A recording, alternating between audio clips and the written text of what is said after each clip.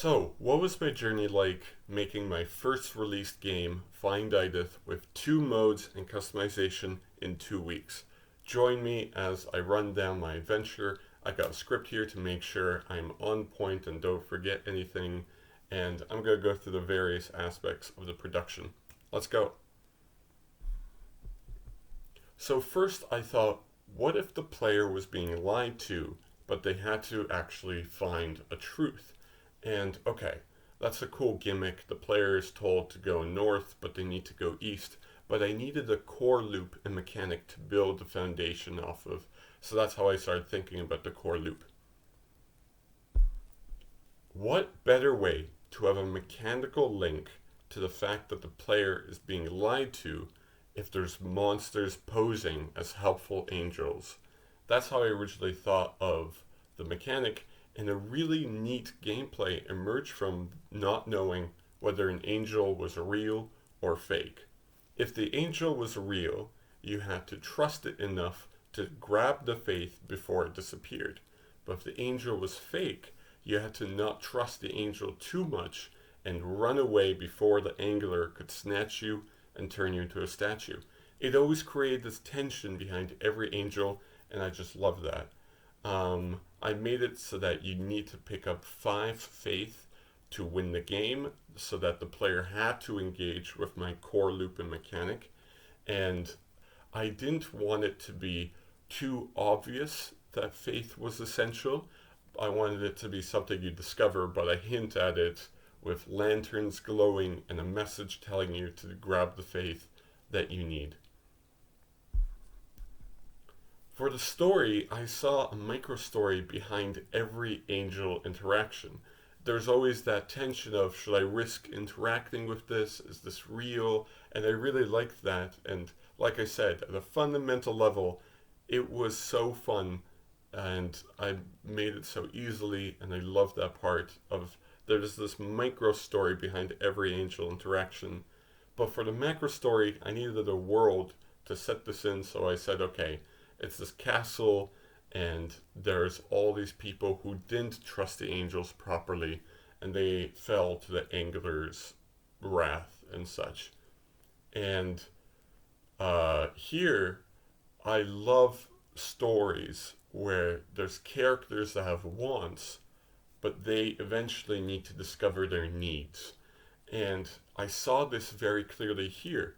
The player's want initially is to trust the narrator and to go north, but their need is to discover that they need to interact with the core loop of the angels and find Idath on their own.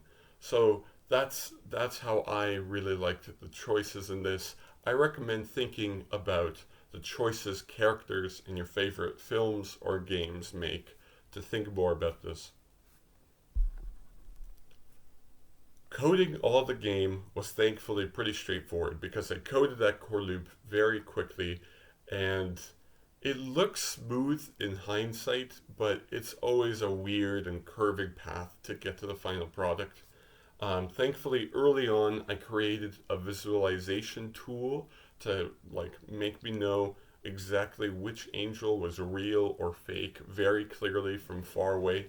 This helped me world build, and I also ensured a spawning system held by the world so that there wasn't so much similar data being stored all around. It's just the world is handling all the data, and that's where it needs to be. For voiceover, I'm a voiceover professional, but I didn't want narration to take away the power of the player being able to discover their need to find Idath on their own. So I didn't want to over narrate, so I started to focus a lot on creating the monster sounds. So I experimented in my studio booth, and I tried some sounds out.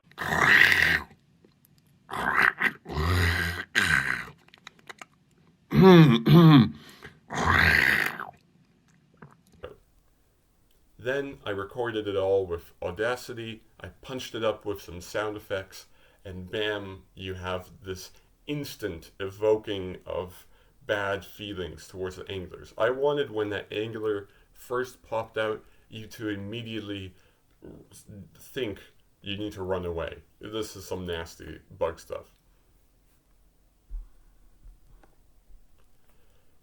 For art, I just used a free pixel editing website called Pixel Art, and in 2 hours I made all the assets to the game, including environment like swords and fallen soldiers. It's kind of painful for me to look at the art because I can voice act, I can code, I can test game design ideas, I can audio design, but I can't draw. It sucks, but I've I've consoled myself with the fact that I'm learning. This isn't supposed to be perfect.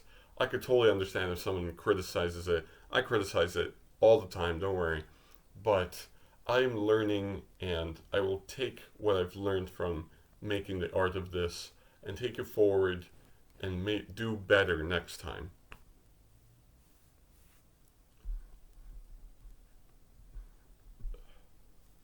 So, for design challenges and wonders, these are the strange things that happened during the development that I did not expect, but were so cool and led to some very interesting stuff. And I have to start with the narrator. Originally, my plan for the narrator was when you met the person who lied to you, you find out they're a huge monster that start to chase you, and then I tested it out. It sucked. It was awful. This big bug just chases you, and that's it. And they die. And I thought, this isn't engaging, this isn't fun. For a quick second, I thought, okay, maybe I could polish it up, make him scarier. But then I realized he didn't connect with the core loop I was building at all. He was just run away. And no matter how many sound effects I could put in, it never would fit the core loop. So I reworked the entire fight so that now the narrator was more of a trickster boss. He created fake angels, and this was so much better. And what made it so much better was that I could even use some of my old code that I coded for the angels, and it also built on the skill that the players were learning. They understood already how to interact with these angels, but now they were applying their skill in a new and interesting way. And again, it was such a simple fix, but it was one of my favorite features of the game. And spot the error in this programming logic. I had a player have an activation area that activated nearby angels detection area that detected the player to trigger the angels. See the problem? Thankfully, I quickly realized that why doesn't the player just have a detection area to trigger angels?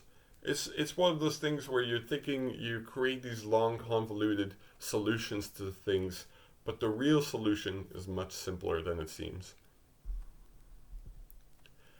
And I was brute testing my angel interaction loop to make sure it was fun and engaging, and I realized while I was testing, I randomized whether there was a monster or faith, and I realized this is really fun. And that's how New Game Plus was born. The second mode that I created was born because I realized how much fun there was in randomizing, and again, so simple to code, but one of my favorite features. And that's how I create New Game Plus. But if anyone disagrees with how I create the core loop, maybe it's a bit too fast with them, maybe the monsters are a bit too fast, maybe think the movement is too clunky, I also just decided, you know what? Let me just make the options open to all, and you could change it for yourself. And again, so easy to code, but one of my favorite features. It's those things, sometimes the best features are the easiest to make that you never expect. And that's it for Find Idath. It was a wild ride for me, and I learned so much. I really quickly wanted to release it to kill my fear of releasing something. I always thought I needed to release something perfect, and Find Idath is not perfect. This art is awful, like I said.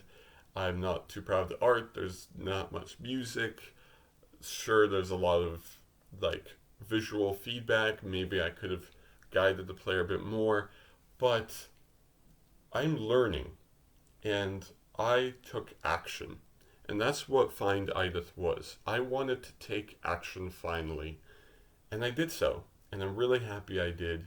And I can't wait to apply this to my next projects. That's how I made Find Idath.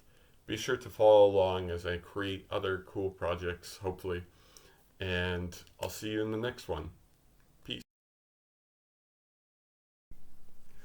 Actually, I'm back, announcing 2 extra details. Detail number 1, I'm going to create a more in-depth written post-mortem where I explore much more in depth about the process of making Find Idath, like how I also included a war table to hint at where Idath was and other details like that. And my second detail is there's actually a secret code mode within Find Idath. If you can find the 5-letter word within this video, all lowercase, and put it into the secret code section, you can unlock an extra mode I created while I was testing the game, which I will also talk more about in my written post-mortem. So stay tuned for that. Thank you for watching. I got Game Jam to get to. Thank you.